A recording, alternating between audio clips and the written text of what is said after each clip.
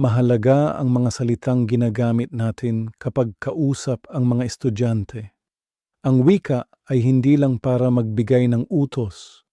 Hinuhubog nito kung paano mag-isip ang mga estudyante. Ang malinaw at simpleng mga salita ay tumutulong sa mga estudyante na maunawaan kung ano ang gagawin at paano matuto. Mas mabisa ang maiikling pangungusap. Ang kalmadong salita ay lumilikha ng kalmadong pag-iisip.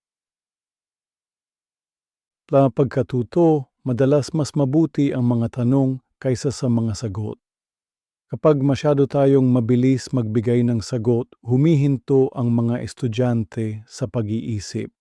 Kapag nagtatanong tayo, inaanyayahan natin ang mga estudyante na mag-isip para sa kanilang sarili.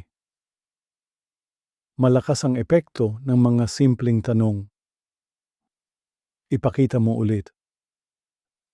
Ano ang plano mo? Ano ang susunod mong gagawin? Ginagabayan ng mga tanong na ito ang pagkatuto nang hindi inaagaw ang kontrol. Mahalaga rin ang paghihikayat. Hindi laging madali ang pagkatuto. Kailangang malaman ng mga estudyante na ayos lang ang sumubok. Maaari mong hikayatin ang mga estudyante gamit ang simpleng mga salita. Dahan-dahan lang. Subukan mo ulit. Malayo na ang narating mo. Ang paghihikayat ay tumutulong sa mga estudyante na manatiling nakatuon at magpatuloy. Natuto rin ang mga estudyante sa pamamagitan ng paggaya sa ginagawa ng mga matatanda.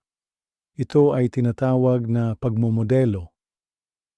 Kapag mahinahon kang nagsasalita, natututo ring magsalita ng mahinahon ang mga estudyante. Kapag gumagamit ka ng magalang na wika, natututo ang mga estudyante ng paggalang. Kapag nagtatanong ka, natututo ring magtanong ang mga estudyante.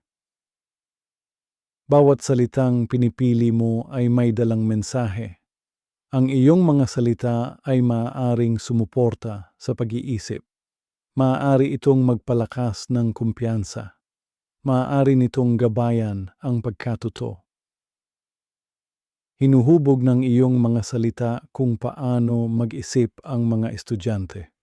At kapag maingat tayong gumagamit ng wika, mas natutulungan natin ang mga estudyante na matuto ng mas malalim.